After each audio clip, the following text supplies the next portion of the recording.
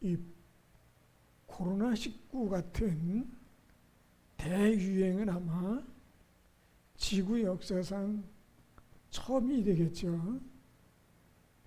과거에도 그런 병이 없었던 것은 아니지만, 그러나 지금처럼 글로벌화, 전 세계적인 이동이 많고 빠른 시대이기 때문에 그 병의 전염성이 강하고 아주 신속합니다. 이 코로나의 특징인, 여러분들이 아시는 것처럼 공기로 이동하고, 그리고 원래 바이러스라고 하는 것은 따뜻한 계절에는 사그러들었다가 추운 겨울에 비로소 많은 이렇게 전파가 되는데, 이 코로나는 사계절용이에요. 봄, 여름, 가을, 겨울이 없어요. 팬데믹, 즉 전 세계적인 전염이 되겠죠. 근데 이제는 팬데믹을 하지 아니하고 엔데믹이라 그렇게 말합니다. 그것은 뭐냐면 토착화되었다, 그런 뜻입니다. 이제는 뭐 어느 나라가 어느 나라에서 또는 누가 누구로부터가 아니라 아예 이 땅에 토착화되듯, 워낙 변이도 심하고 한 것이지요. 그래서 이제는 더불어 함께 살아갈 수밖에 없다 하는 말합니다. 근데 그 확진되셨던 분들 통계를 보니까 한 번 이상 확진되신 그 분이 우리 한국에 5,100만이 조금 넘는데 1,900만이 넘습니다. 확진된 숫자가 말이죠. 대략 따져 보니까 2.6에서 7.0 중에 하나. 그래서 이 사람 모였으면 한 명은 감염된 사람이에요. 우리 여기 지금 코로나 때문에 못 오신 분들이 계신데, 우리 여기 3명이 있잖아요. 근데 벌써 우리 남 원장님 한 번 확진되신 분, 이런 통계라는 거예요. 대략적으로 최소한 3명 중에 1명은 감염됐다 하는 거죠. 그러니까 뭐 이게 이제는 뭐 너무 만연되어서 어디 감염되고 어디 가면 괜찮고, 이젠 그런 게 없다는 거죠. 늘 조심은 하지만 뭐 어떡하겠습니까? 그래가면서 사는 거죠. 뭐 접종 얘기가 또 나오고 있는데, 어쨌든 접종할 수 있으면 하고 뭐 하는 겁니다만은. 자, 오늘 본문은 하박국이라는 선지자가 기록한 성경입니다. 짧아요. 3장밖에 되지 않습니다. 이 하박국 선지자는 그 자기 이스라엘이 멸망 후에 이 심적인 고통을 하나님 앞에 기도하는 것으로 시작합니다. 이런 거죠. 하나님, 우리 민족이 하나님 앞에 범죄해서 이런 끔찍한 고통을 겪는 것은 그건 이해하겠습니다. 그런데 이 우리나라 이스라엘을 치는 저 이방인들은 더한 사람들 아닙니까? 그런데 왜 우리가 저런 사람들한테 이런 끔찍한 고통을 겪어야 하는 겁니까? 하는 기도입니다. 이 국가의 멸망, 이스라엘의 멸망은 사실 모세가 애굽에서 나올 때 주셨던 말씀에도 기록이 되어 있던 내용입니다. 오래도록 이스라엘의 선지자들이 경고한 대로 결국에는 성취된 겁니다. 이 하박국에서 이야기하는 이 하박국의 고민은 뭐냐면, 정의는 알겠습니다. 정의대로 하면 분명히 우리나라가 멸망하는 게 맞습니다. 그러나 저들은 더 불의한 자가 아닙니까? 하는 겁니다. 우리 사회에도 정의한다. 그리고 나름대로 얘기들을 합니다마는 과연 정의를 실천할 수 있는 사람들이 정의를 부르짖고 있나? 하는 고민을 하는 겁니다. 자, 예를 들면 이런 거예요. 무노동 무임금제. 일을 하지 않으면 임금을 지급하면 안 되는 겁니다. 그게 정당한 거예요. 그런데 국회에서는 3개월 동안 하루 출근하고 회의 하루 하고 돈 받아간다. 돈 받아가려고 나온 것 같아요. 네. 도대체 그게 얼마입니까? 무지막지한 비용을 지급받는 겁니다. 그런데 그들 가운데 누가 죄의식이 있습니까? 어느 당 사람은 나는 도저히 양심상 안 되겠다. 그래서 반납한 사람도 있다고 하는데 정말 그런 것인지 모르겠습니다. 자, 그런 사람들이 모여서 정의를 한다고 모여서 벌떼같이 달려드는데 그게 정의였습니까? 하박국 선지자가 고민하는 거예요. 하나님, 제가 죄인인 거 맞습니다. 그래서 제가 죄값을 치르는 게 맞습니다. 이 고통을 겪는 것이 제 죄 때문인 것 같습니다. 그런데 왜 저보다 더 못난 사람들은 버젓이 잘 살아가는 겁니까? 이런 고민은 선지자만 하는 거 아닙니다. 우리도 똑같이 할 수 있어요. 우리 주변에 그렇잖아요. 분명히 저 나쁜 놈이에요. 그런데 사는 거 보면 너무 잘 사는 것 같아요. 돈도 잘 벌고요. 건강도 하고요. 이 하박국 선지자만 그런 게 아니라 성경에 여기저기에 그런 내용들이 있습니다. 그래서 이런 내용도 있어요. 내가 까딱 잘못하면 낙심할 뻔했다 라는 기록까지 있으니 우리 기독교인이라고 그래서 해서 이런 고민이 없겠습니까? 신앙생활 하다 보면 별의별 일이 다 많으니까요. 자, 우리 대한민국의 역사를 보면 길다고 자랑하지만 주변국들과의 관계를 생각하면 부끄러움과 수치가 많습니다. 특히 일본과 중국과의 관계를 생각하면 하박국 선지자의 고민과 고백이 우리 이야기 같습니다. 얼마 전 기시다 일본 총리가 한국의 6.25 전쟁이 우리들에게는 행운이었다 라고 해서 또 한바탕 논란이 있었던 적이 있습니다. 일제시대에 대한 반성은 주변 국가에 대한 침략한 국가에 대한 미안함은 한 톨도 보이지 않습니다. 오히려 자랑스러워하고 그 전쟁 범죄자들을 영웅시하고 또 그들을 기dom하고 일제 점검 당시 일본에 의해서 우리 기독교인들 다른 분들은 빼놓고 우리 성도들 가운데 죽은 사람이 학살당한 분이 7,509명, 부상 15,961명, 투옥 46,948명. 여기는 이 화성의 제암리 사건, 그리고 또 다른 곳에 제가 기억을 지금 안 납니다만은 똑같이 교회에 가두고 불로 태워 죽인 사건이 또 있었습니다. 이런 만행을 겪었어요. 그런데 경제의 3개 대국이라고 그래요. 일본. 잘 살죠. 물론 30년대 정체되어 있긴 하지만 무시 못하는 나라입니다.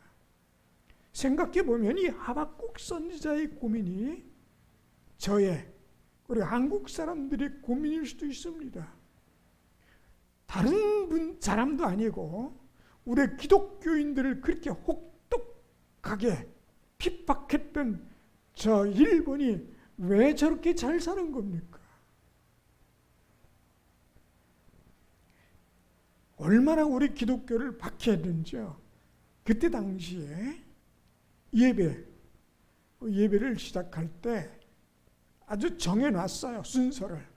먼저 자기네 나라 애국가를 부르고, 그리고 천황 숭배 먼저 하고, 예배 드릴 때 부르면 안 되는 찬송가, 그리고 불러도 괜찮은 찬송가, 불러도 되는 찬송가도 개사를 해서 자기들이 원하는 대로 막 바꿨어요.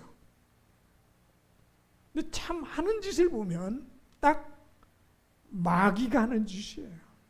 마귀가 좋아하는 거예요. 마귀 아니면 할 수 없는 짓을 일본이 했어요.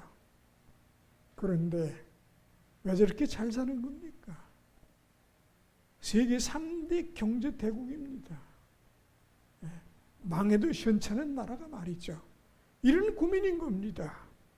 하박국 선지자의 고민이, 우리가 잘못해서, 우리 조상이 잘못해서 우리 정치가 글러먹어서 이렇게 고난 겪고 어려움 겪는 건 이해하겠습니다. 그러나 왜 우리보다 더 나쁜 놈들이 이렇게 핍박하고 박해하는 저 나라가 잘 되는 겁니까? 그런 고민인 거예요.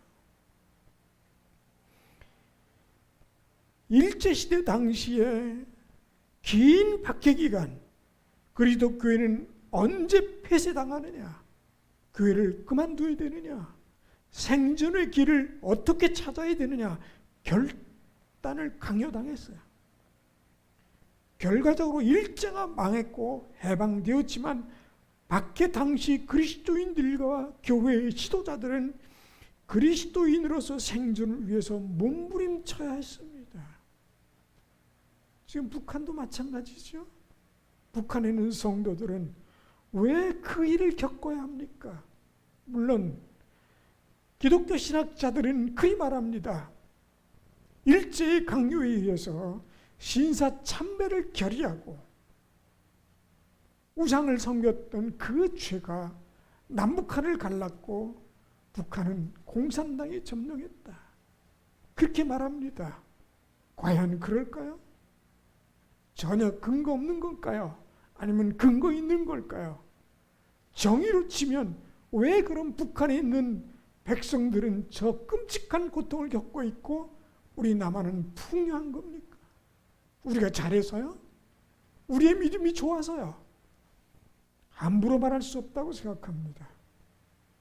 그런데 분명한 것은 우리가 지금 여기 있는 것만 보면 안 된다는 것입니다. 자, 그것이 오늘 하박국 선지자가 설명하고 있는 겁니다.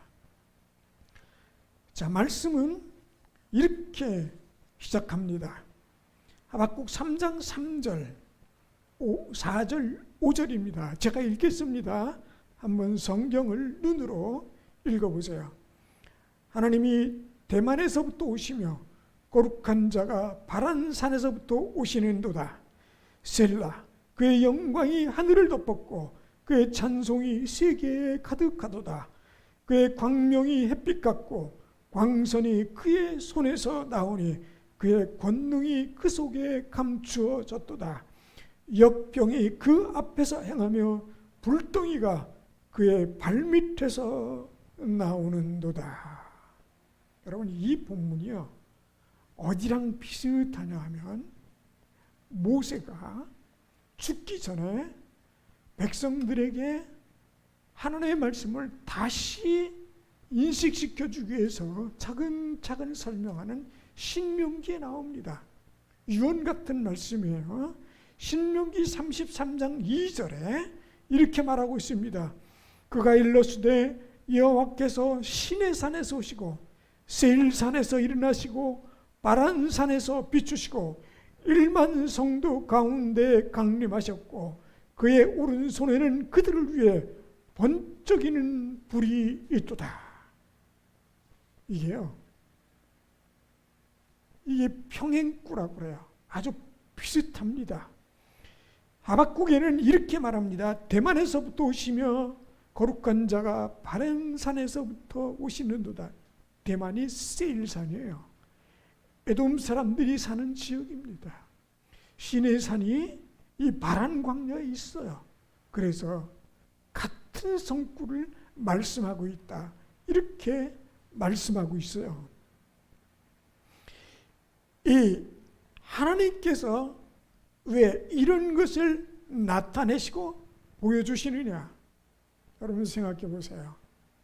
그의 영광이 하늘을 덮고, 하늘을 볼 때 우리는 그냥 하늘을 봅니다. 때로는 노를 보고 멋진 구름의 모양을 봅니다. 장대한 자연의 멋진 모습을 봅니다. 그럴 때 그냥 자연만 보입니까? 이 선지자가 말하는 것은 그겁니다. 그의 영광이 하늘을 덮고 있다는 거예요. 그것이 하나님의 영광이라는 겁니다. 저 푸른 하늘이, 푸른 바다가, 멋진 구름이, 그리고 노을이 하나님의 영광이라는 거예요. 하나님의 영광이 보여진다는 거예요. 그것이 하나님의 영광이 덮고 있다는 겁니다. 얼마 전에 뉴질랜드에 오로라가 있는 것을 보고 어떤 한 여자분이 그렇게 말하는 것을 들었습니다. 이건 우리들에게 축복이라고요. 그 여인은 아마도 하나님을 생각했을 겁니다.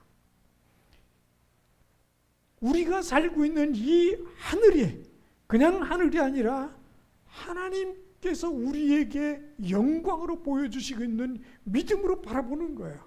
하박국 선지자는 그걸 표현하는 겁니다. 그리고 모세는 그것을 이야기하는 겁니다.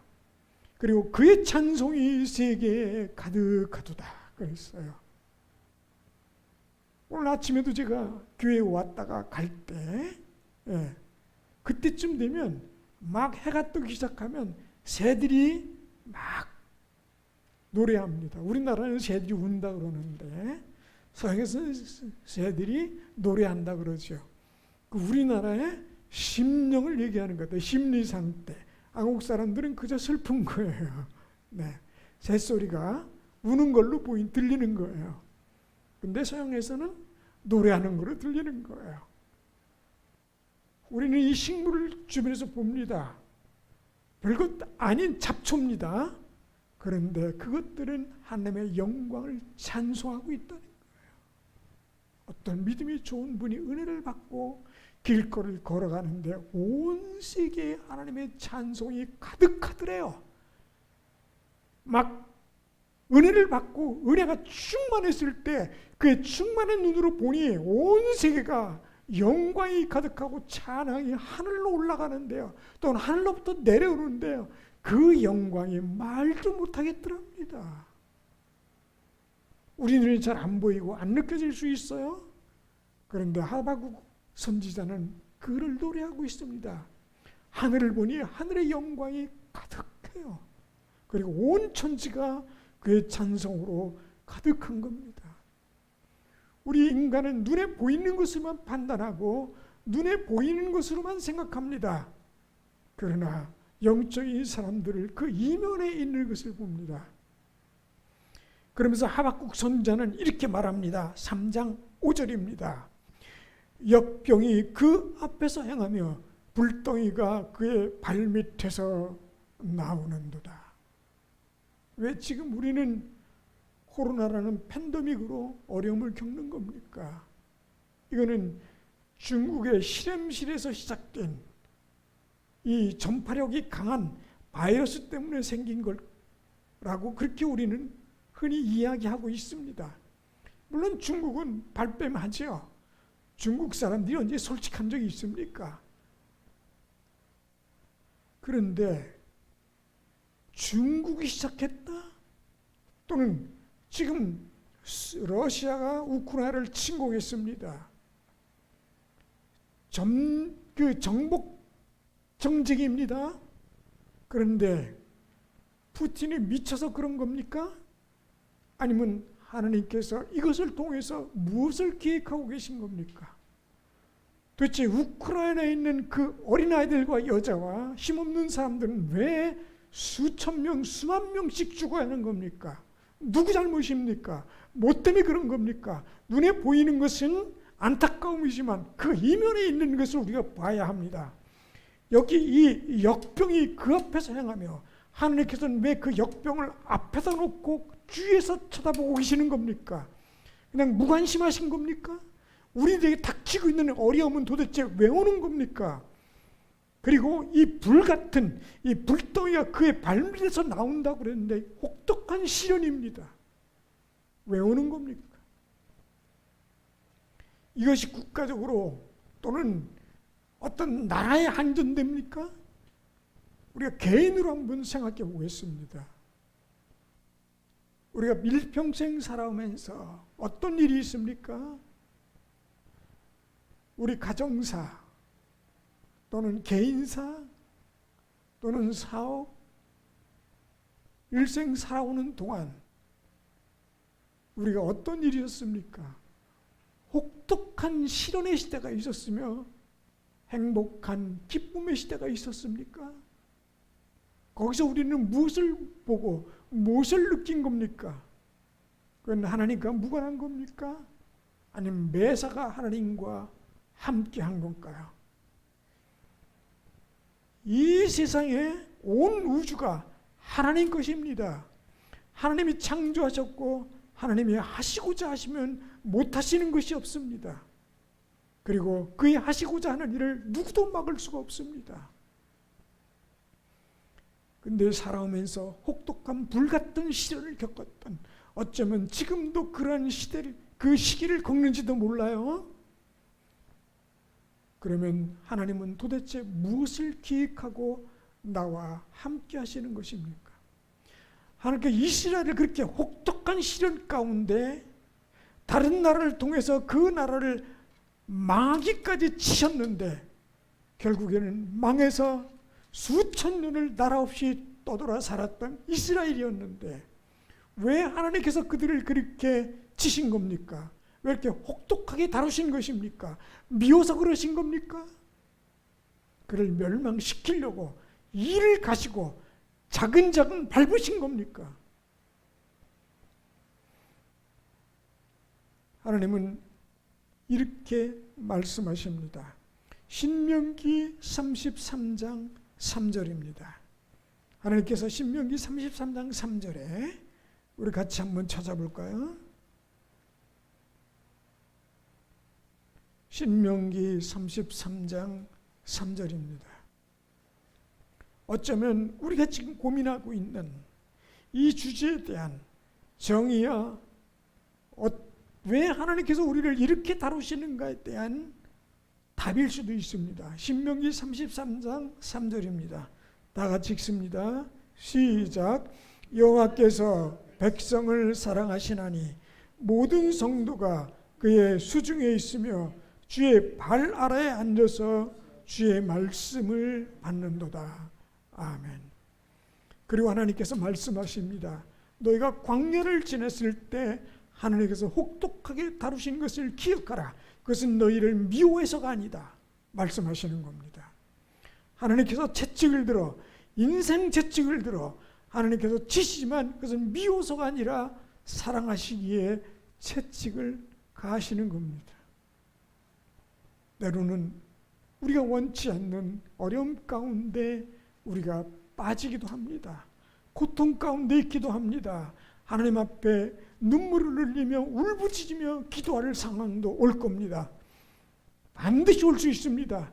오지 않기를 바라지만 인생을 살다 보면 하나님께서 해결해 주셔야 될, 우리에게 있어서 반드시 해결해야 할 만한 일이 있을 때 그것을 하나님께서 해결하시기 위해서 우리를 찾아오실 때 아픔으로 또는 채찍으로 매로 우리를 치시기도 합니다. 그것은 왜요? 사랑하시기 때문에, 그의 영혼을 그냥 담은 지옥으로 들어갈 것이기 때문에 그를 구원하시기 위해서 때로는 사업에 망한 것으로, 때로는 우리가 생각하지 못한 질병으로, 때로는 해결되지 않은 가정의 심각한 문제로 내 마음이 찢어지고 아플 때가 있어요. 그것은 바로 하나님께서 나와 함께 하시고 나를 사랑하시고 나를 부르시고 계시는구나, 나를 찾으시는구나 라고 생각해야 됩니다.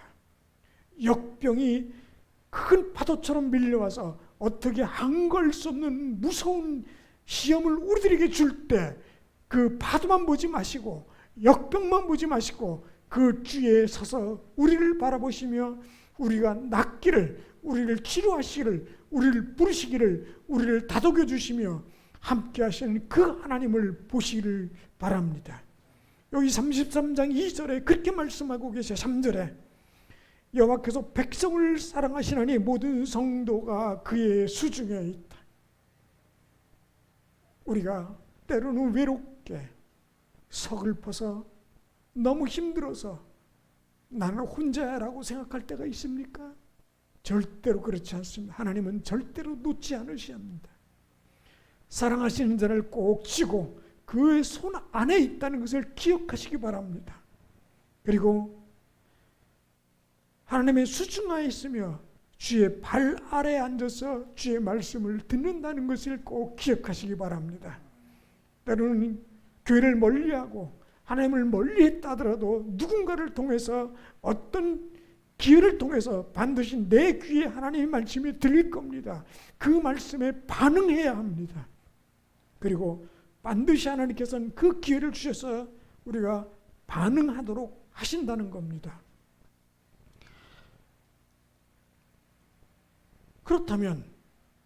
그렇다면 우리는 더 한 발 나가서 하나님의 섭리는 왜 감추시는 것일까? 그냥 직접적으로 말씀하시면 좋은데 왜 감추실까 하는 것입니다. 과연 하나님은 감추신 하나님일까요? 아닙니다. 하나님은 감추지 않으십니다. 노아 시대에 이 온 세계가 물로 멸망했어요. 물 멸망했을 때 그들은 하나님의 말씀을 들었습니다. 노아가 120년 동안 배를 짓는 걸 봤어요. 그리고 노아가 나가서 거기 있는 사람들에게 전도했습니다. 그러나 아무도 듣는 사람이 없어요. 관심 갖는 사람이 없습니다. 돌이키려고 하는 사람이 없습니다. 소돔과 고모라가 불로 멸망할 때 이 룻이 자기 사위들에게 가서 이제 곧 이 소돔과 고모라가 불로 멸망할 것이니 가자. 사위들이 뭐라 그럽니까? 농담으로 합니다. 그럴 리가 없다. 우리 장인어른 뭐가 잘못됐다. 미쳤나? 나이가 먹더니 노만 걸렸나? 그랬을 겁니다. 하나님께서 인간을 향해서 특히 살아가는 이들에게는 매를 치실 때는 사인을 주시는 겁니다. 전절하는 것이 있어요. 내가 이래서는 안 되겠다. 내가 이거 이랬다 큰일 나겠다는 느낌을 받는 겁니다. 그것이 하나님께서 우리들에게 사인을 주세요. 그럴 때 퍼뜩 깨달아야 됩니다. 내가 이거 이래서는 안 되겠구나. 뭔가 사업이 왜 이렇게 삐그덕거리고 힘들지?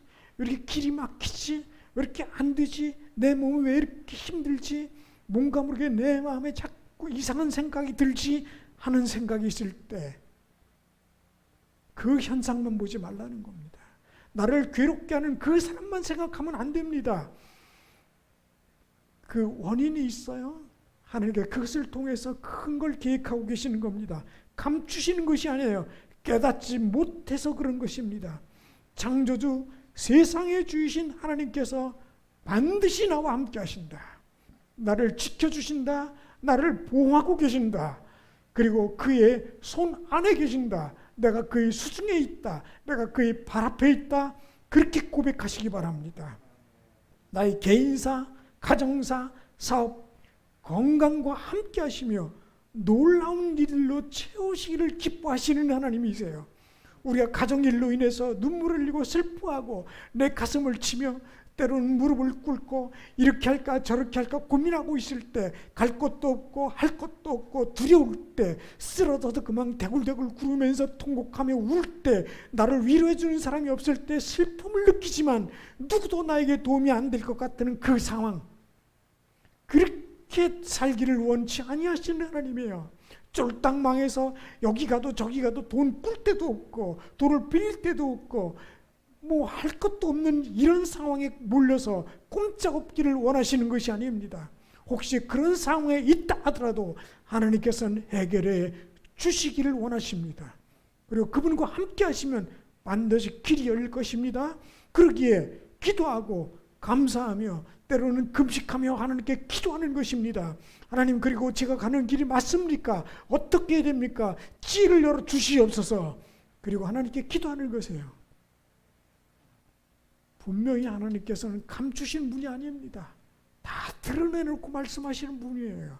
숨겨서 뭐 하겠습니까? 자녀들인데 다 드러냈고 알려주시기를 기뻐하시는 분이십니다. 그리고 우리의 생활이 늘 기적과 이적으로 놀라운 것들로 채워서 해결하고 축복해 주기를 원하시는 분이십니다. 감춘 것이 아닙니다. 우리의 눈이 가려져 있어요.